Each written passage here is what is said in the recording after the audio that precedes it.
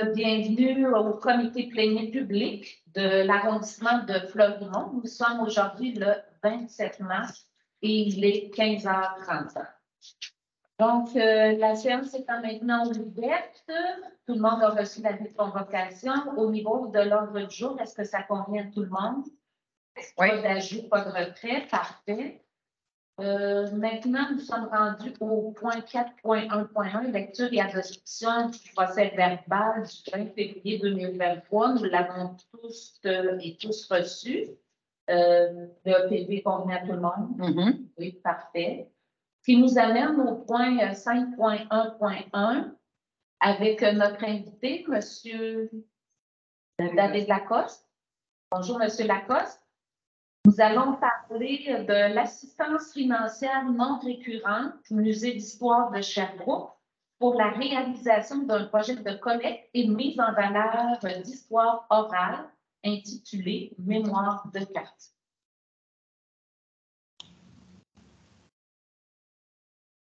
Bonjour, M. Lacoste. Bonjour. D'abord, merci de nous permettre de présenter ce projet. Vous l'avez bien dit, puis là, vous me voyez regarder un petit peu à côté, c'est que je regarde mon autre écran pour le projet en même temps. Oui, c'est ça, c'est le projet Mémoire de quartier. Ce qu'on veut, ça fait quelques années qu'on veut ça au musée, c'est de travailler davantage l'histoire orale, d'aller chercher l'histoire chez nos aînés directement, plutôt que de se fier aux livres et aux archives qu'on a. On a plein d'archives, on a plein de livres. Par contre, les petites histoires, c'est celles-là qui nous intéressent. Comment ça se passait dans un quartier? Puis vous êtes bien placé là, dans l'Est. L'évolution de l'Est, les 50 dernières années, c'est exponentiel. Là, il y a des quartiers qui n'existaient même pas. Comment ça se passait dans ces quartiers-là avant? Où s'établissaient les gens? Quelle école ils fréquentaient? Quelle église ils fréquentaient? C'était quoi les parcs? C'était quoi les amusements? Puis, vous le savez bien, il y a des quartiers qui étaient des champs. Donc, comment ça s'est passé? Comment ils ont participé au développement de ces quartiers-là? Puis, c'est pas obligé d'être des gens connus. Puis ça, pour nous, c'est bien important. Donc, quelqu'un qui est resté dans un quartier, puis je vais dire développement du Breuil, avant que ça devienne le développement du Breuil, là, il y avait des maisons, il y avait des gens qui restaient là. Mais comment ça se passait, ce quartier-là, avant? Puis comment ils ont vécu le changement de ce quartier-là? Ça peut être le développement du Breuil, mais vous connaissez vos arrondissements beaucoup mieux que moi, là. Quartier des pierres précieuses, à l'époque où c'était une mine, puis c'est pour ça que c'est des pierres précieuses aujourd'hui. Donc, qu'est-ce qui se passait? Comment on le vivait? Comment on vivait dans nos quartiers? Fait que l'idée, c'était de présenter dans les différents arrondissements une demande de financement pour aller arrondissement par arrondissement chercher ces témoignages-là. Dans des quartiers pour lesquels on a moins d'archives aussi, mais pour des histoires qui se retrouveront jamais dans nos livres d'histoire, en fait. Donc, l'idée, c'est ça aujourd'hui, c'est de fouiller cette petite histoire-là et d'enrichir la grande histoire avec ça. Parfait. À ce stade-ci, est-ce qu'il y a des gens qui auraient des questions? Oui, Mme Belrose? Oui, je trouve que l'idée est complètement... en tout cas, j'ai adoré voir cette proposition de projet pour l'arrondissement, mais puis toutes les arrondissements de Sherbrooke, évidemment. Je dirais là, que pour moi, c'est quelque chose de très... c'est une belle richesse, l'histoire orale. Puis ça m'a fait penser en lisant votre projet là, que quand j'ai fait mon porte-à-porte, une chose que j'aimais énormément, c'est justement les anecdotes, de voir les personnes qui m'expliquaient comment c'était évolué leur quartier au fil des ans. Je trouvais ça complètement intéressant.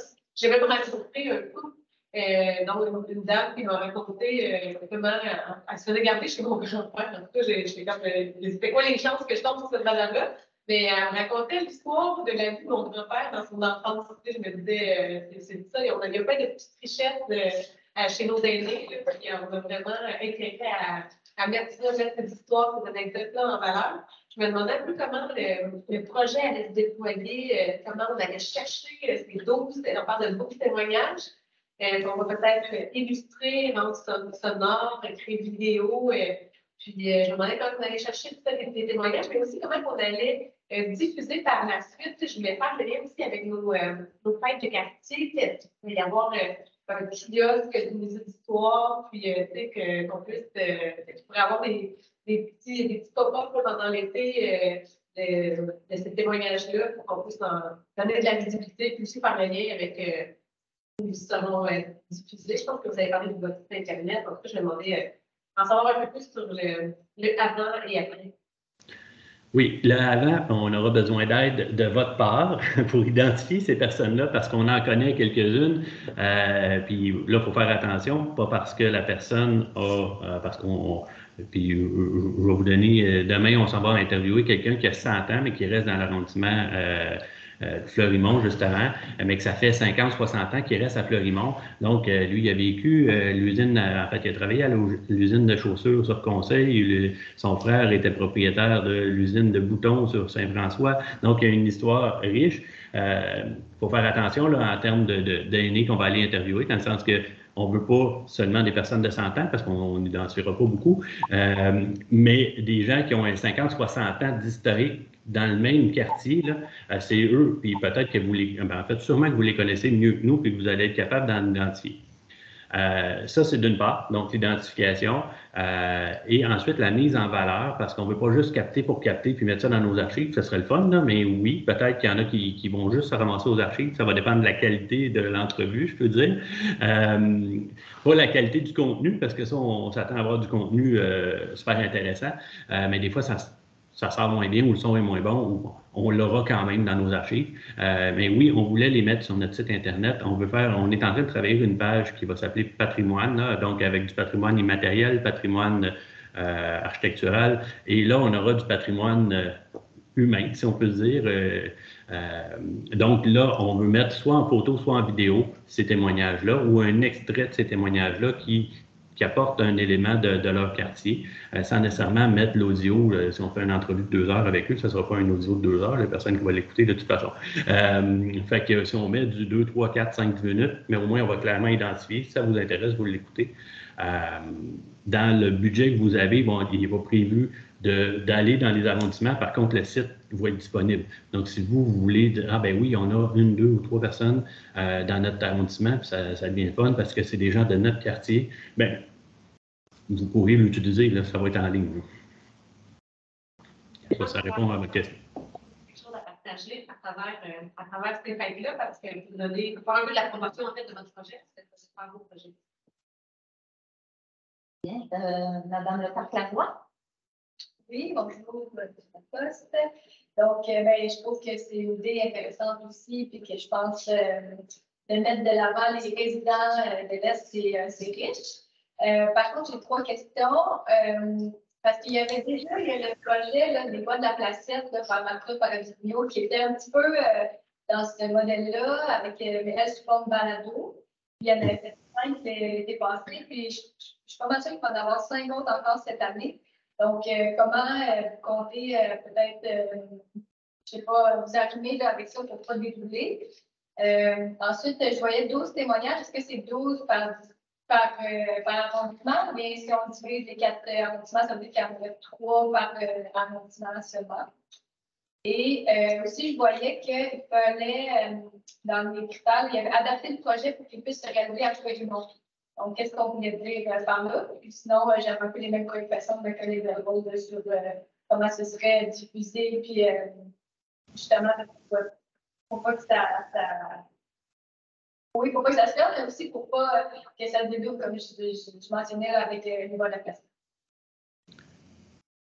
Oui, parfait. Je vais y aller dans l'ordre. Avec les voies de la placette, l'idée, c'est de ne pas se dédoubler. J'ai parlé avec Marie-Claude aussi, là, qui fait le balado. J'étais allé voir qui elle a interviewé, puis c'était quoi ses critères pour interviewer. Elle est beaucoup dans l'actuel, des gens qui vivent dans le quartier autour. Elle me disait qu'elle n'avait pas d'aînés autour, surtout pour en fait, les 5 prochaines voies de la placette, il n'y a pas d'aînés. Donc, je pense que la personne la plus vieille a autour de 60 ans. Ça reste un 60 ans historique de Fleurimont. Là. Ça ne veut pas dire qu'on ne parlera pas à cette personne-là. L'idée, c'est justement, puis c'est pour ça que j'ai parlé avec Marie-Claude la semaine dernière, l'idée, c'est de ne pas se dédoubler, puis de nous y aller. Donc, nous, ce qu'on veut, c'est des aînés, des gens qui ont des choses à raconter, mais d'historique de leur quartier.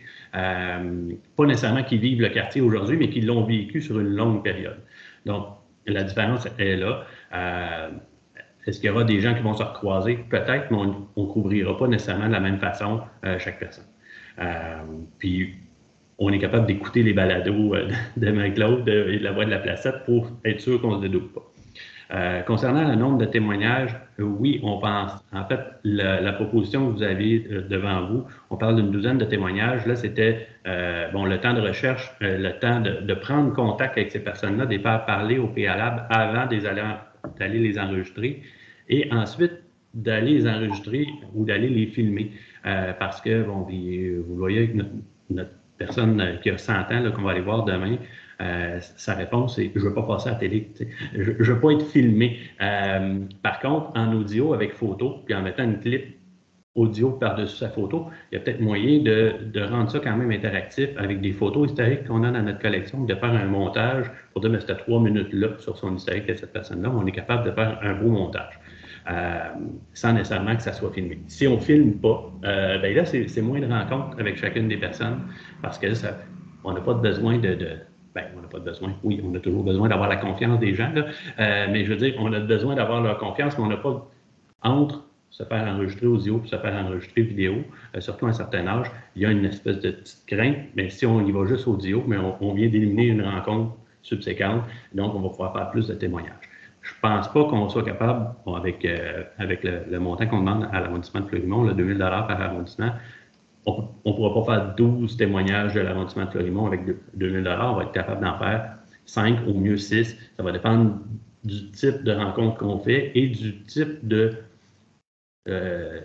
travail préparatoire qu'on a à faire, dans le sens que si c'est des gens qui ont vécu tel ou tel élément puis on est moins à l'aise, ben nous, on va fouiller au préalable pour les mettre à l'aise quand on va les rencontrer. Donc, c'est là aussi, vous parliez d'adapter le projet, bien, on va adapter selon qui on va aller interviewer. Est-ce que ça répond à vos questions? Il y avait adapté le projet pour qu'il puisse regarder à Fleurimont, comme ça voulait dire. Oui, c'est ça, parce que présentement, je vous rencontre aujourd'hui, j'ai eu des discussions avec l'arrondissement de Brompton, Roqueforest et Deauville. Ils ne sont pas fermés à l'idée, ils ont un projet de patrimoine en cours, donc ils veulent finir le premier projet avant de s'embarquer avec nous. Arrondissement des Nations, il faut que j'y relance, parce que oui, si on a juste Fleurimont, on peut y aller quand même. C'est pas parce qu'il y a juste Fleurimont qui embarque que on va dire, tant pis pour les autres arrondissements, d'une certaine façon. Puis, ben, tant mieux, on aura les gens de Fleurimont, puis on aura les petites histoires de Fleurimont.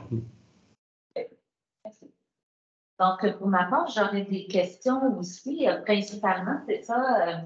Donc, dans le choix des individus, tout à l'heure, vous avez parlé, là, il y a un centenaire qui a été identifié. Il va vous parler de différentes usines. Donc, c'est ça, vous allez mettre l'attention sur la vie des gens ordinaires, surtout? Oui, c'est ça, exactement. Parce que ce qu'on veut éviter, c'est de refaire la grande histoire. L'histoire de Sherbrooke, l'histoire de Fleurimont, on la connaît. Tandis que les petites anecdotes, les petites histoires, comment ils vivaient, où ils consommaient, bon, je ne veux pas me répéter de ce que j'ai dit tantôt, c'est plus ça qu'on veut. Curieusement, c'est ça l'évolution de nos quartiers. Donc, de voir comment que ça a changé à travers le temps, puis qu'aujourd'hui, qu'on se dise « Ah, ben oui, c'est vrai, il y avait une auberge, là, puis c'est là qu'on prenait une bière, là, 50 ans. » Ben, on veut savoir, là, ce petit élément-là. Moi, je suis très contente que ce soit axé plus sur ça, la petite histoire de l'arrondissement des gens. C'est un peu ça que, dans le fond, Michel Tremblay a fait quand il a commencé à écrire. Hein, ça va dire pourquoi écrit sur nous autres. On n'est pas des ministres, on n'est pas des. Mais c'est ça qui va chercher le fond de l'histoire de la vie de tous les jours. Je me demandais aussi, vous dites, on ne fera pas un enregistrement de 2 heures parce que les gens ne l'écouteraient pas. Mais je me demandais, comme Cégep de Sherbrooke, ça serait du bon matériel pour faire des travaux de recherche. Puis je me demandais si ça serait possible que le musée les rende disponibles pour des fins de recherche. Des fois, on veut que nos étudiants, par exemple, fassent des entrevues avec les gens, mais dans le cadre d'un cours, là, ça va vite faire des entrevues, trouver le monde. Là, s'il y a du matériel de disponible, et l'étudiant fait l'analyse selon le manque qu'il veut. Donc, si c'était possible, je pense que ça pourrait être très intéressant. Oui, assurément, parce que ces audios-là, on ne les détruira pas, là, même s'ils durent 2-3 heures, on ne les détruira pas, on va les archiver. Idéalement, puis je dis idéalement parce que ça prend le temps que ça prend, d'en écrire le verbatim. Donc, on a à la fois l'audio, donc l'étudiant ou le chercheur peut écouter l'audio, mais il peut aussi lire le verbatim parce que ça va plus vite ou parce qu'il cherche un élément particulier. Normalement, quand on fait les vidéos, on fait les deux. Donc, ça ne veut pas dire que ça se fait systématiquement le lendemain, mais au moins, l'idée, c'est que oui, tant qu'à aller chercher cette petite histoire-là, de la rendre accessible. Puis il y a des éléments moins pertinents que d'autres, mais ça sera aux gens de juger qu'est-ce qu'ils ne trouvent pas pertinent pour la recherche qu'ils sont en train de faire. Parfait, bien, merci beaucoup. Est-ce qu'il y a d'autres questions? Non? Non? Donc, je pensais que de façon générale, tout le monde est favorable au projet. Oui, madame. Oui. Bon, ben, parfait. Vous pouvez être confiant, on va noter le projet tout à l'heure en conseil d'arrondissement. Parfait. Merci. Attendez, je pense à une dernière question. Pour faire des propositions, parce que vous avez dit, on a besoin de vous pour des témoignages, pour contacter avec quel plateau. Les gens vous contactent. Bien, en fait, comme on ne pourra pas en faire, moi, tant mieux si on trouve 40 noms, par exemple, mais on ne pourra pas faire les 40, malheureusement. Là, rendu là, on va sélectionner, on va leur parler, on va essayer de voir qu'est-ce qu'on peut aller chercher dans chacune des histoires.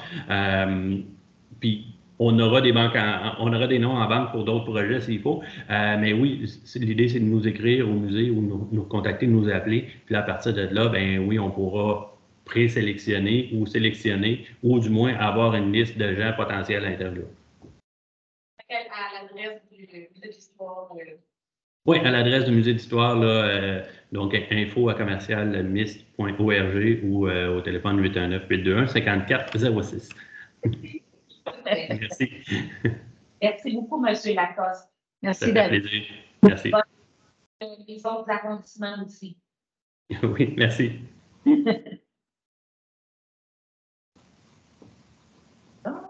Nous en serions rendus au point 5.2.1, coordination du jardin Édouard Boudreau pour la saison estivale 2023 avec Mme Caroline Proux qui est avec nous.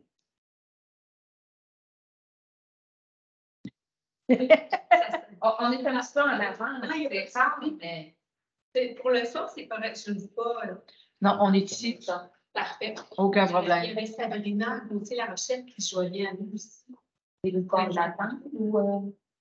Il y a peut-être un autre point qu'on pourrait passer avant, si vous voulez qu'on l'attende. Puis vous l'appelez? Oui. Merci. Je l'aime l'appeler. Merci. On peut commencer tranquillement aussi. Alors, on connaît ce jardin-là. Ça fait partie du grand projet Vente fraîcheur qui a été porté par le Conseil régional de l'environnement. C'est eux qui avaient le mandat, qui avaient le mandat de déployer, d'agrandir le jardin. Donc, jusqu'à l'année dernière. Il y a eu beaucoup de tentatives parce qu'on savait que ça semblait dans le fond qu'il n'y avait plus de financement pour le soutien de ce jardin-là avec Vente fraîcheur, la subvention de technologie. Donc, il y a eu beaucoup de mobilisations qui ont été essayées l'année dernière. Je vois les citoyens, ils ont reçu un noyer qui peut reprendre quand même le jardin et soutenir la compagnie. Et ces démarches-là n'ont pas été fructueuses.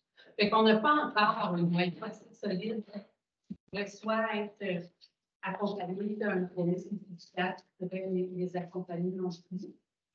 Donc, devant ce fait-là, on ne peut pas laisser le jardin non plus comme ça, là, sans rien. Évidemment, ça On ne peut pas le laisser mourir. c'est ça. Ça, c'est vrai.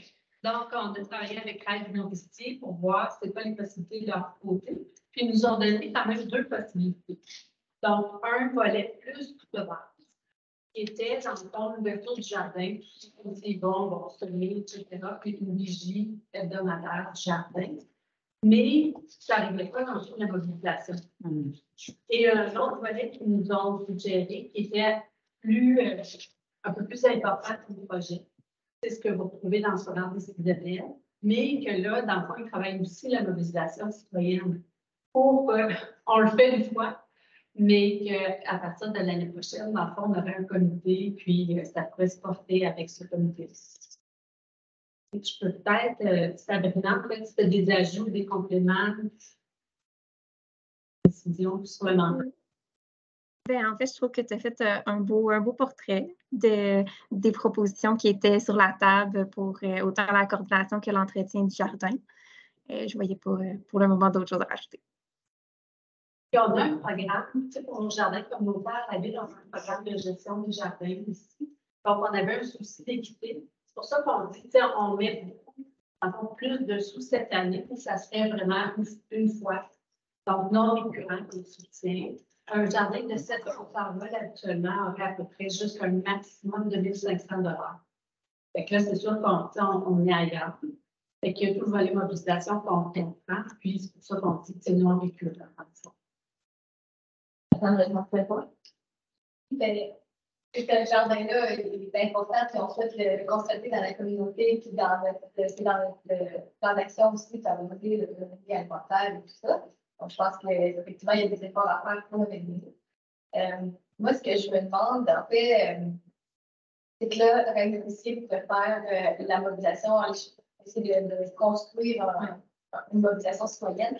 Mais une fois, ça c'est pour passer le montant pour 1 an, mais une fois que l'année est terminée, puis là, ils ont réussi, par exemple, à construire un comité, est-ce qu'ils vont rester quand même comme coordination ou là, c'est comme le comité s'autogère? Ça serait le comité qui s'autogère. Et puis les autres comités, c'est comme ça aussi. Bien, habituellement, dans les autres, les porteurs de jardins communautaires, c'est des OBNL. On a un jardin, par exemple, le jardin Richard, qui est un nouveau jardin, qui avait un noyau de citoyens, mais il n'était pas encore incorporé. Donc, ils ont été parrainés, si on veut, par le jardin Carlin-Barre. On peut travailler comme ça pour leur trouver un fiduciaire ou un autre organisme éducatif du milieu, un organisme mis à la division qui est dans le nom. C'est les démarches qu'on avait faites l'année dernière, mais il y avait comme un écart trop grand à faire pour l'organisme parrain. C'était pas juste de parrainer et d'être fiduciaire, parce qu'en ce moment, on a 2 citoyens qui sont plus mobilisés. Mais c'est pas suffisant pour dire qu'on a le comité. C'est sûr que aussi, c'est que moi, avant que, parce que là, j'ai découvert un peu ce dossier-là dernièrement avant le développement d'apprentissage. J'aurais peut-être aimé savoir d'avance que, parce que l'an passé, je me sais qu'on avait dit, OK, on redonne parce qu'il y a pas de porteurs, mais ils ne veulent pas rester porteurs. Puis on savait que ça s'en venait, comme durant la prochaine année, ils vont chercher. J'aurais aimé savoir plutôt que, OK, ben, ils n'ont pas réussi. Parce que là, si moi, cette année, je compte faire des démarches pour aider dans ces démarches-là, parce que c'est important. Et moi, si je trouve les citoyens qui ont envie de s'impliquer pour ce jardin-là, mais là, on va avoir donné l'argent. Ça, finalement, peut-être qu'ils n'auront pas besoin de, je ne sais pas comment on gère ça, si finalement, par mes démarches, j'ai réussi à trouver des citoyens qui veulent s'en charger de ce matin.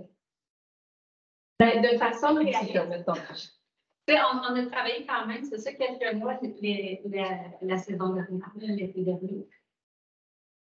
Ça prend quand même du temps avant que quelqu'un dise « Ah oui, ça, c'est mon projet sur lequel je vais passer un temps plus significatif. » On se donne comme la saison. Tant mieux s'il y a un noyau qui se crée plus tôt. Mais je pense que ça va peut-être même les inciter. S'ils voient qu'ils sont encouragés pour la première saison, qu'ils comprennent bien c'est quoi le rôle, c'est quoi les attentes par rapport à ce comité-là. Ça va peut-être les aider aussi. Je crois que Sabrina, la main a peut-être des... Donc, en fait, si je peux rajouter, c'est le bilan avec le CRE qu'on a tenu, c'est réalisé aussi à la fin octobre, fin octobre, début novembre. Donc, suite à ce qu'on se soit assis avec eux autres, ils ont présenté la situation, qu'en effet, la mobilisation est encore difficile. Donc là, ça nous a laissé donc, décembre, janvier, au début de l'année pour se tourner vers un plan B, une solution. Donc, d'où on a soulevé l'idée de travailler avec Rêve Nourricier pour la mobilisation et l'entretien parce qu'il avait déjà été impliqué l'été dernier avec des ateliers, des animations. Donc, il y avait déjà un lien de proximité aussi avec le milieu. Mais c'est ça, au niveau de trouver des jardiniers, les mobiliser, on était quand même dans des délais serrés suite au bilan qui avait été fait là, à la fin de la saison. Est-ce qu'il va encore avoir cette activité-là de plantation d'une saison? Parce que ça peut être l'occasion de recruter aussi. C'est le plan, oui, dans la soumission, on a un 4 heures là, de mobilisation qui est planifié pour l'activité de présentation la journée. Donc là, juste pour l'historique, je comprends que ce projet-là, il n'est pas rentré par notre programme de jardin. C'est communautaire solidaire, c'est plus à Oui, c'est ça. Oui. Parce que c'est ça, quand on discute des fonds d'idées, c'est qu'ils ont dit, ben, quand ça fait partie d'une planification stratégique, c'est censé être. Mais là, je comprends qu'il n'était pas vraiment dans le mode planification à Exact. Je pense qu'il y a quand même eu un succès significatif avec le club. Fait que, là, il y a comme une voie de passage pour cette année, en tout cas, à travailler tous ensemble. Mais effectivement, c'est pas quelque chose qui était planifié dans notre programme de démarrage de jardin. Mais dans l'objectif de maintenir ce projet-là, je pense que je vais voter pour ça. Est-ce que je pourrais être tenue un peu au courant justement comment ça va? Puis moi, c'est ça, je pense que j'ai peut-être des gens en tête qui peuvent être. On va faire le lien aussi avec la nouvelle technicienne de l'arrondissement.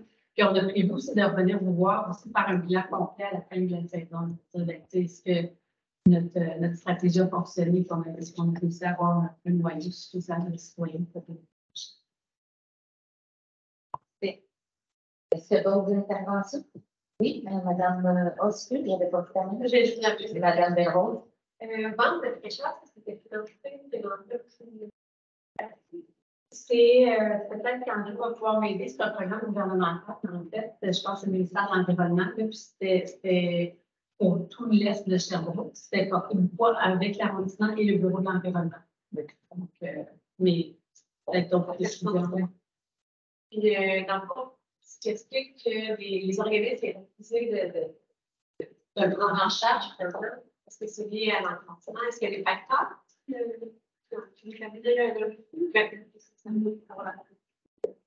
Je pense que c'est sûr. Je vais laisser Sabrina répondre peut-être s'il y avait d'autres éléments. C'est sûr que le fait qu'il y ait peu de citoyens vraiment engagés, je pense que c'était ça l'élément le plus significatif. Il y avait d'autres éléments, Sabrina, qui fait qu'il n'y a pas d'organisme qui ont vu la main. En fait, c'était ça. C'était que, par exemple, le fiduciaire, les voisins maraîchers dans Rock Forest, c'est un jardin solidaire. Je considère que c'est vraiment le même type de façon de faire. Puis c'est Loisirs Actifamille qui sont responsables, mais il y a tellement un gros noyau de voisins, voisines, je pense que c'est une dizaine, une quinzaine de jardiniers, puis ils s'occupent à 100%, sont autonomes, puis ils demandent vraiment juste un soutien au niveau des comptes, ou aider au niveau de l'administration. Mais ça, pour un organisme, c'est attrayant parce qu'ils soutiennent un projet de la communauté. Ils n'ont pas beaucoup d'implications à tenir. Donc, ça, j'aurais eu plus de facilité à aller chercher des mains levées, comme on disait tantôt. Mais là, puisqu'on avait 2 citoyens qui, présentement, sont impliqués, mais qui ne souhaitent pas prendre le leadership sur la démarche, c'est ça qui était moins attrayant. J'ai l'impression que l'emplacement, vraiment, il n'y a pas connexe à l'organisme. C'est pas dans leur cours, finalement, que ça implique que les gens doivent se déplacer ici. Puis, si jamais on trouve personne, est-ce que vous voyez aussi le type de peut-être soit le déménager ou changer de modèle? Parce que c'est quand même populaire, les jardins pas solidaires. C'est les jardins en bac. Oui, mais que chaque personne a son outil. Pour les résidents, que chaque personne a son espace individuel. C'est pas le même modèle, mais c'est quelque chose de très populaire de les demander, je pense. J'avais ça, ça fait que je ne peux pas demander. Donc, c'est sûr que lors du bilan à l'automne, si jamais il n'y a pas de mobilisation, de vous appeler avec des scénarios, qu'est-ce qu'on fait? On va prendre le temps de bien vérifier. Et en ce moment, il y a l'appel à projet, puis il nous jardin s'il y a d'autres besoins, mais oui, on va vous revenir avec une analyse qui est possible, de voir ce qui se fait le quartier. Monsieur Blais, voulez-vous prendre la parole? Ben, je voulais peut-être réagir par rapport à la demande de projet Vente fraîcheur. C'est avec aussi le Conseil régional de l'environnement par rapport à l'Est, un projet qui vise la plantation d'arbres dans des secteurs de l'Est de Sherbrooke, là, plus dans l'arrondissement de Fleurimont, mais plus dans les quartiers plus vieux. Donc, c'était ça. Et puis aussi, par rapport à ce que je rajouterais, là, en lien avec la mobilisation, on se donne un modèle qui peut faire beaucoup, qui peut être porteur pour la suite des choses, parce qu'on se souviendra que le jardin qui est communautaire, qui s'est implanté dans le parc Édouard-Boudreau, bien, ça date de quand même plusieurs années. C'était un bénévole de longue date, là, M. Vigneault, pour ceux et celles qui l'ont connu, qui était beaucoup axé sur l'aspect solidaire, c'est-à-dire l'implantation de jardins solidaires qui étaient accessibles à toute la population, pas juste à des locataires de l'eau, mais que tous les gens, les passants, pouvaient se rendre sur place et puis pouvoir récolter les fruits ou les légumes là, qui étaient dans les jardins. Donc, il y a comme une tradition qu'on voudrait conserver, puis on se donne un modèle pour pouvoir le conserver. Parfait, merci. D'autres interventions? Ça clôt le débat, oui. Donc, merci à vous deux. Merci. On est maintenant au point 5.2.1. Je vois que notre invité, on est un petit peu en avant, mais je vois que notre invité, Mme Ferland, nous a rejoint. Donc, on pourrait passer à ce point-là, qui est délégation d'événements 2023 à Fleury-Est. Donc, cette année, on a changé un petit peu notre modèle. On a beaucoup plus d'événements qui vont se faire dans l'arrondissement. On est bien contents de ça, les élus. Et donc, vous allez venir nous en parler, là, tel que va nous fournir Loisirs Fleury-Est dans l'organisation de ces événements-là. Effectivement, on devait aussi avoir nos techniciens en loisirs, là, Stéphane Bilodeau qui se joint à nous, puis Kim Lefebvre. Donc, elle devrait arriver là, d'une minute à l'autre. Est-ce que vous souhaitez qu'on les attende? On pourrait, parce que s'ils ont prévu d'être là, j'imagine qu'ils voulaient participer à la discussion ou Exact. Fait qu'on pourrait attendre quelques minutes et traiter d'autres points où on n'a pas d'invité. Ça vous va, mesdames les conseillères? Oui. OK, donc, Mme Ferland, on reviendra à vous dans quelques instants en espérant que Stéphane et d'autres personnes seront arrivées à ce moment-là. Donc, ils sont là. Ils sont là, les deux? Oui. Ouais. Bon, s'ils sont là, on peut traiter le point. Ah, parfait, allez-y. Bonjour. Okay. Ben, tout d'abord, peut-être bienvenue à Kim Lefebvre, là, qui va être la prochaine technicienne en loisirs dans l'arrondissement de Fleurimont, qui va succéder à Stéphane Bilodeau. Vous pouvez allumer vos caméras, là, les collègues. Fait qu'en fait, là, effectivement, on est ici. Andréane, on est en auto, on s'en vient. Ah! Bon, fait que, on va faire un autre point qu'on reviendra tout à l'heure. Parfait. OK, donc on va passer au point 5.3.1 avec M. Paul Chapdelaine, notre coordonnateur, pour adoption de recettes en circulation, analyse et recommandations du service des infrastructures urbaines, arrondissement Fleury. Oui, bonjour. Bonjour. Alors, c'est une requête en circulation qui a été déposée par une résidente de la rue, là, la rue Murray, entre Woodward et, excusez-moi, entre Chalifou et Conseil. Et elle est entrée dans le système au mois d'août dernier concernant préoccupation au sujet de la vitesse pratiquée sur la rue Murray. Alors, il y a eu des études qui ont été faites, il y a eu des études de vitesse le 23 novembre. On a vu que la vitesse mesurée est inférieure à 52 km/h dans les deux sens, donc soit vers le nord, soit vers le sud. Et aussi, on a constaté un débit journalier quand même assez important. Et je pourrais peut-être juste revenir sur considérant le cas, la lettre K, considérant que le débit correspond à un transit. Donc, on doit être défini à l'interne afin d'établir les interventions possibles selon la situation. On sait que Murray, c'est une collectrice. Et donc, la recommandation du service des infrastructures urbaines, c'est d'aller de l'avant avec la campagne de sensibilisation à la réduction de la vitesse à l'été 2023.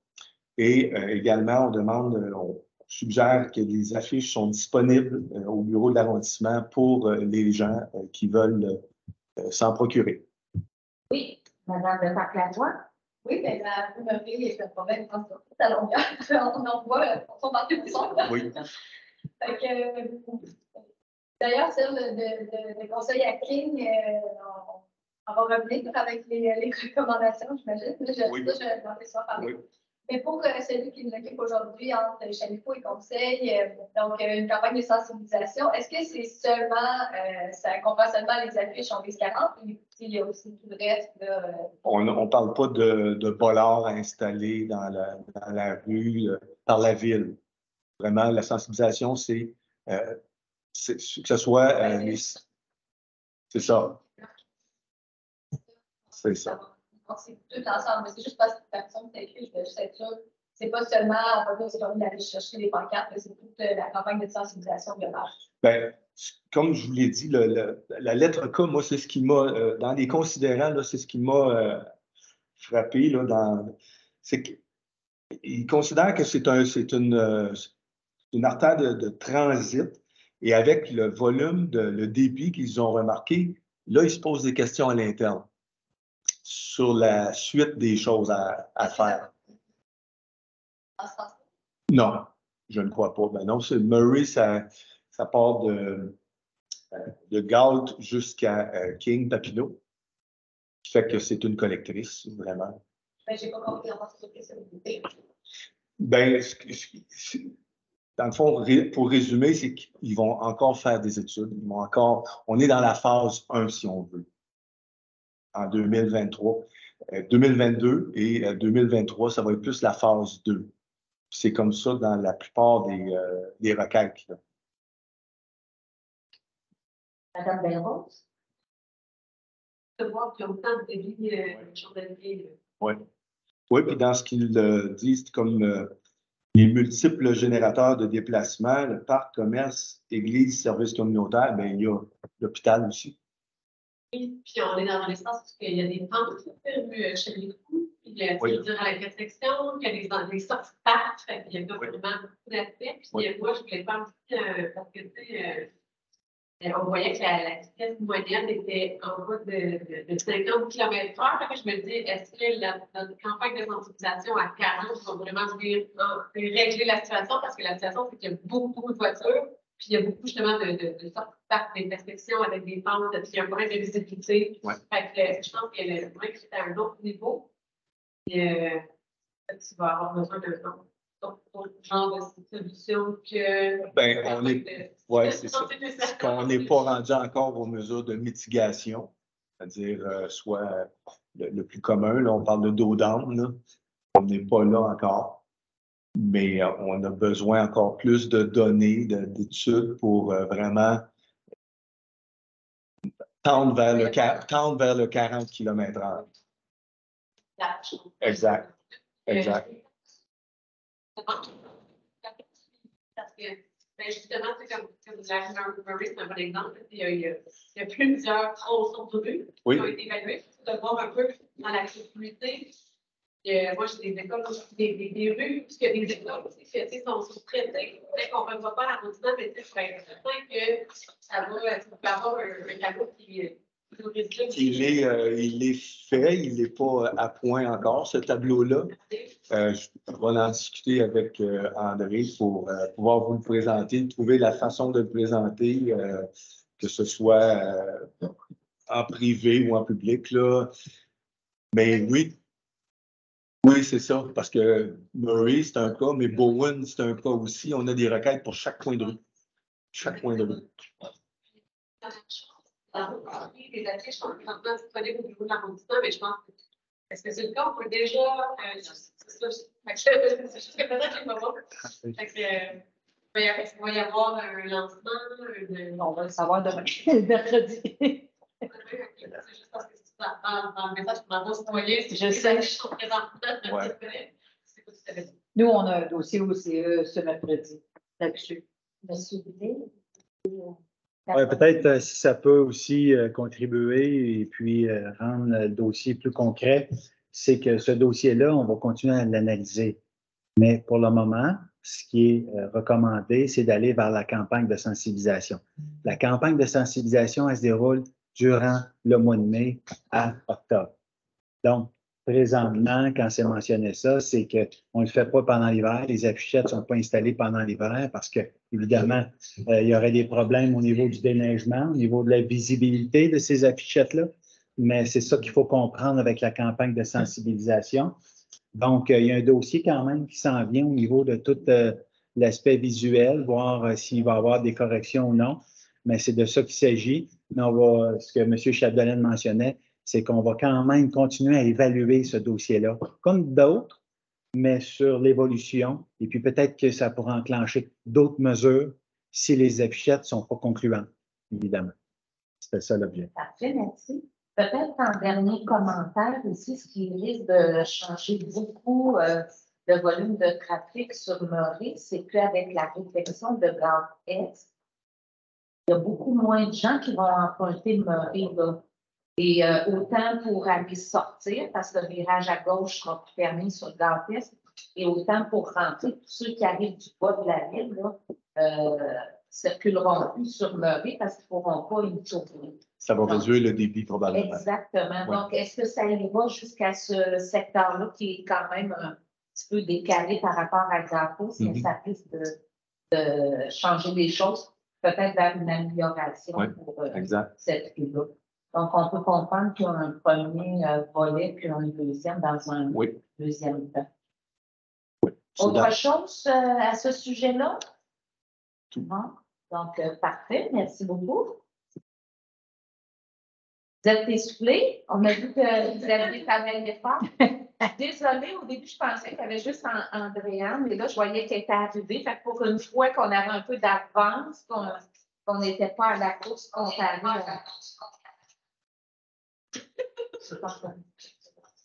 C'est toi en écho. C'est toi en écho. Donc, si ça vous va, maintenant, on reviendrait à notre point. Donc, délégation d'événements 2023 à Loisirs Fleury-Est. Je ne sais pas lequel de vous trois prend la parole en premier. C'est pas un petit point d'ordre. Oui. C'est juste parce que là, je viens de voir qu'il vient de rentrer un courriel de Loisirs Fleury-Est qui semble avoir des problèmes avec ça. Pour se connecter. Non, pour l'organisation. On peut reporter l'adoption. Si on peut en parler si on veut là, mais je pense qu'on n'est pas prêt à adopter. Là, il y a pas des trucs qui on vient de recevoir l'instant. Je pense qu'on va s'en parler. OK. C'est vraiment. C'est important. Je pense pas qu'on est prêt à adopter, qu'on leur délègue. Avez-vous vu dans la nature des commentaires? Là, j'ai juste rapidement, mais ça semble important. Donc, est-ce qu'on est mieux de reporter le dossier? Si vous voulez nous en parler. Ben, ils ne sont pas au courant. Eux autres, ils n'étaient pas, eux. Excusez, c'est parce que je travaille pour revenir en ondes, là, mais j'ai un problème d'ordinateur. C'est Daniel Berthold. Stéphane a été mis au courant en montant les escaliers. Probablement que Mme Lefebvre, qui se joint à nous, n'est pas au courant non plus. M. Blais n'était pas en copie. Et Andréane, vous n'étiez pas en copie non plus. Alors, je l'ai fait suivre à M. Blais. Là. Ça va très bien. Madame Dauphinet, Madame la Présidente, juste, est-ce qu'il y aurait lieu juste de reporter pour le moment le dossier, mais pas de le retirer pour le moment? Donc, on le discute, mais en sachant qu'il y aura peut-être des Puis, modifications. ce soir, s'il y a quelque chose en ce moment-là, on pourrait vous revenir avant l'adoption en conseil d'arrondissement. Il va y avoir quelque chose. C'est juste que c'est peut-être un... En tout cas, moi, je me sens pas prête à l'adopter ce soir. C'est correct. Mais est-ce que vous êtes prêt quand même à écouter en comité plénier public ce qu'il y a, ce qu'on a à présenter ou c'est vous qui décidez? Ben, on peut écouter, mais ça ne donnera pas grand-chose.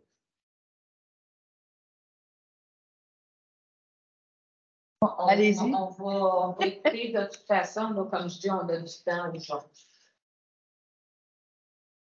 Ben, en fait, là, je m'entends en double. Ferme ton son, s'il vous plaît, Andréa.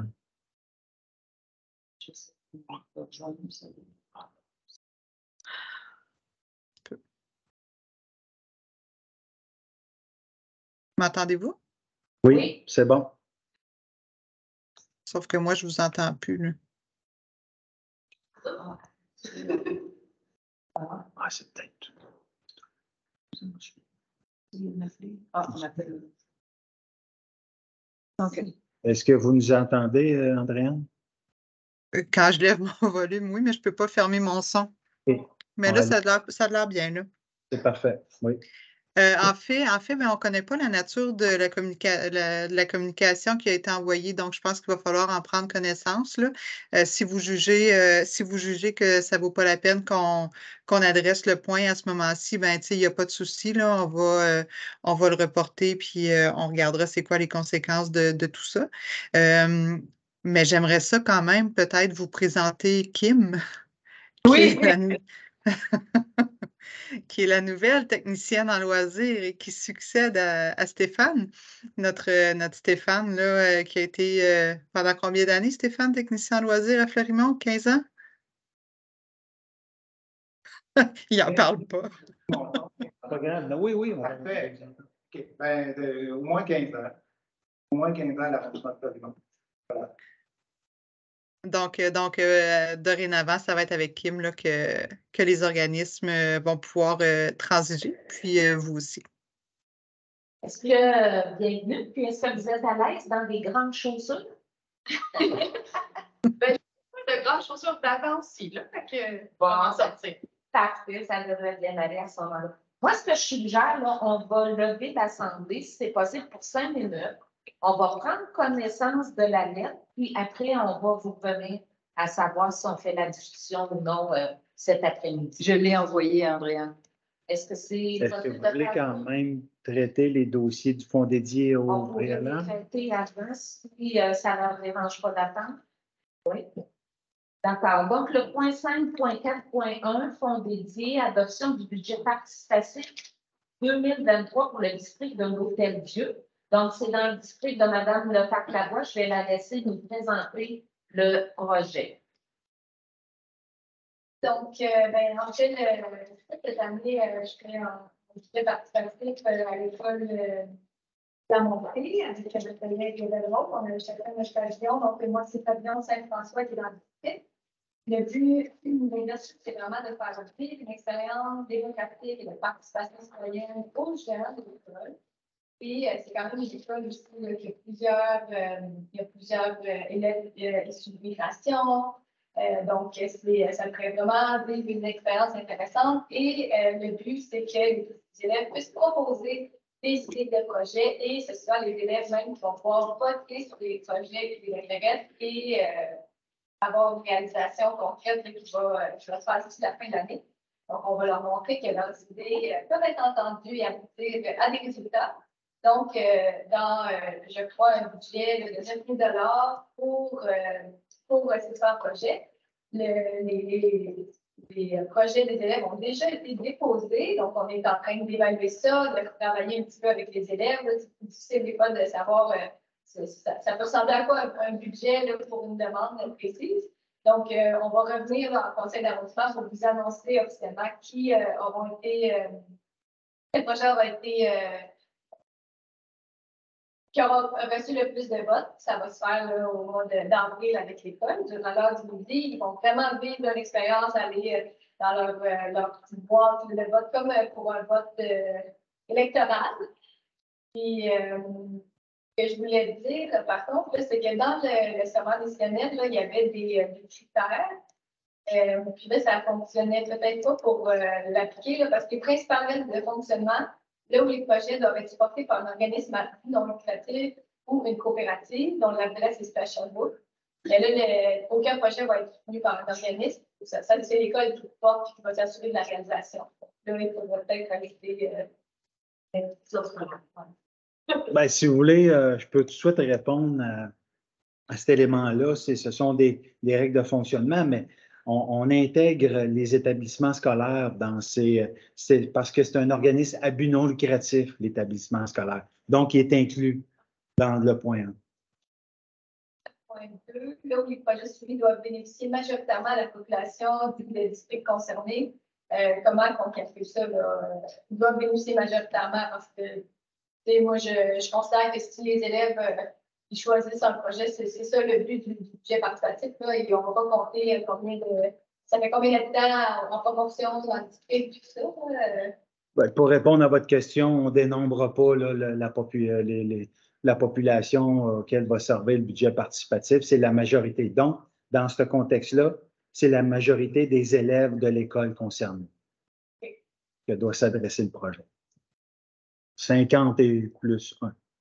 50% plus 1. Voilà. Des questions, des commentaires? Non? Merci beaucoup. Le point suivant, 5.4.2, on dédie encore une fois l'adoption du budget participatif 2023, mais cette fois-ci pour le quartier de 4 saisons. Madame Vervos, vous avez mis ça un volet dans les écoles primaires. Donc, je vous laisse la parole. Oui, Madame la Présidente, peut-être juste avant de parler des budgets participatifs, je revenais sur le point précédent parce que j'ai levé la main, je tiens d'intervenir, mais M. Bilodeau qui va quitter l'arrondissement, je voulais dire un gros merci parce que moi, j'ai eu la chance de travailler à différents niveaux avec M. Bilodeau. C'est une richesse pour l'Est, en fait, d'avoir. Je pense qu'on est les plus privilégiés d'avoir une ressource qui a été là aussi longtemps. Donc, qui a comme l'historique, qui connaît le milieu, la mobilisation, puis qui a aussi toutes sortes de leviers, justement, pour mobiliser les gens, pour faire aboutir des beaux projets. Fait que moi, je me sens très privilégiée d'avoir cette chance-là de travailler avec vous. Puis pour moi, c'est une grosse perte. Quand j'ai vu l'annonce, j'étais très émotive. Mais c'est sûr que je pense je comprends que vous avez débouché une perle pour vous remplacer. Fait que j'ai très hâte de travailler avec vous. Mais ça, je vais quand même vous remercier parce que votre histoire a été très, très importante pour la mobilisation de nos quartiers, de nos tables de quartier, des organismes. Ça a fait vraiment la différence à Fleurimont pendant plusieurs années. Donc, un gros merci.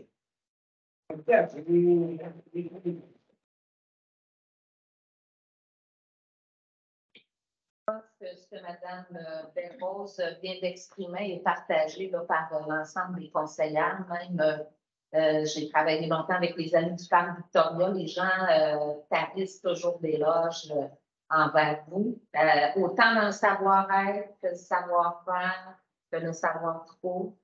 Donc, je vous souhaite de bonne route pour la suite. Monsieur Blais? J'aimerais prendre un moment, évidemment, parce que par rapport à M. Bilodeau, parce que ça fait quand même plusieurs années qu'on travaille ensemble. On se connaît depuis le début du regroupement municipal en 2002.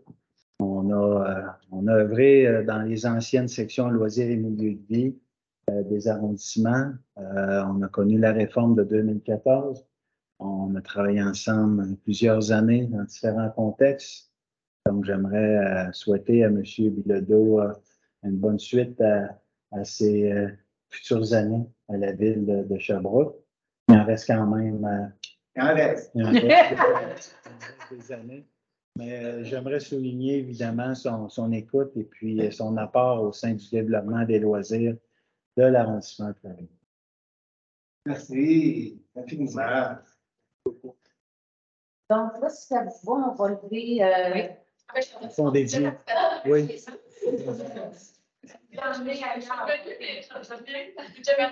C'est parti, Victoria. Oui, alors, dans le budget participatif, dans deux écoles, un à l'école secondaire de la Montée, Pavillon Lebert, et un autre à l'école primaire des Jardins. Donc, Mme Laure de Carpentras peut expliquer l'essence du budget participatif. L'idée, c'est d'être vraiment travailler de proximité, montrer un peu aux élèves c'est quoi ça, la vie politique, le monde politique, comment ça fonctionne, la démocratie, puis aller, c'est ça, aller susciter l'émergence de projets qui vont vraiment venir travailler du sentiment d'appartenance des élèves dans leur milieu, puis aussi qui vont fleurir, évidemment, pour nos quartiers.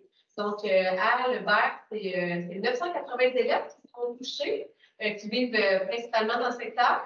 Et c'est un budget participatif que j'ai mis en place de 10 000 $.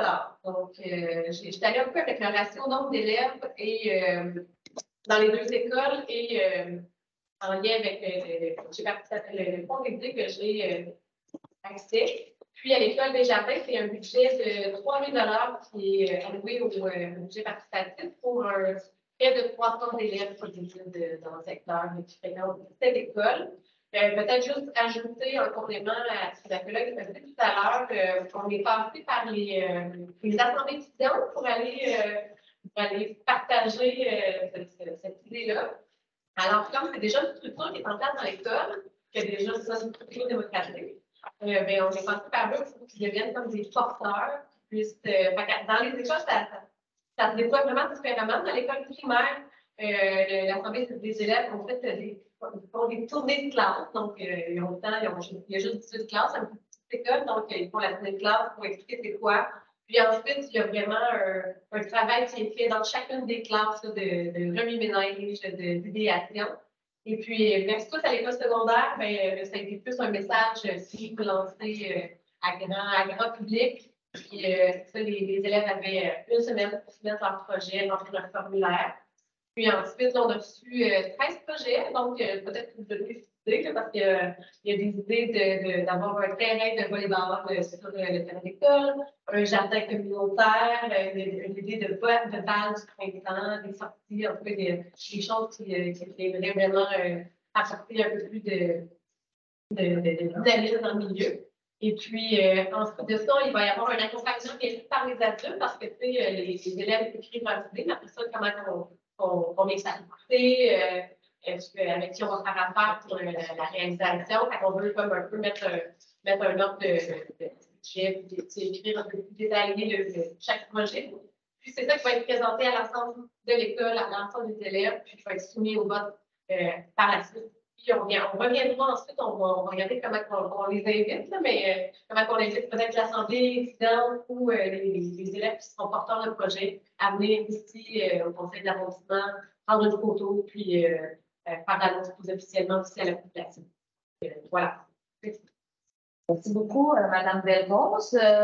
Donc, c'est ce qui va mettre fin à notre atelier de travail public, puisque le directeur d'arrondissement m'informe que Mme Andréane Fernand a décidé qu'il était peut-être trop tôt, effectivement. Puis moi, pour avoir pris connaissance là, de la teneur rapidement de la lettre, je pense qu'effectivement, c'est le mieux qu'on a à faire. On s'excuse de vous avoir fait déplacer, mais en même temps, on est contente parce qu'on a pu dire un peu publiquement là, ce que votre départ amenait comme réaction chez vous. Bonne fin de journée.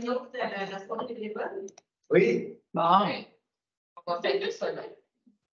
Bon, ben, merci à tous. Merci. On se revoit à 5 heures pour le conseil d'arrondissement.